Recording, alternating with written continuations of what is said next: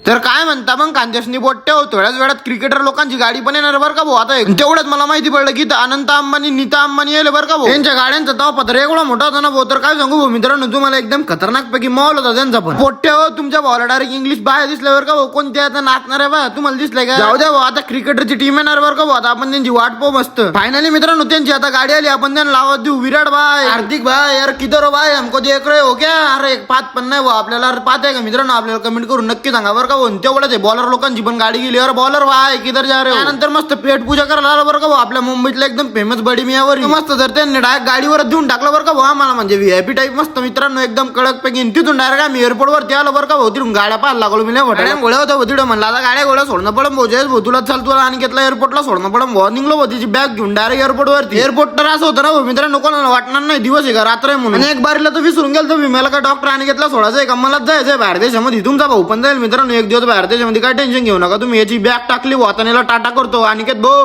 टाटा तुमच्या भावानं थोडीशी शाईन पण मारून घेतली बरं का भाऊ, म्हणजे कसं मग टाकल्याशिवाय आपल्याला काही करमत नाही भाऊ.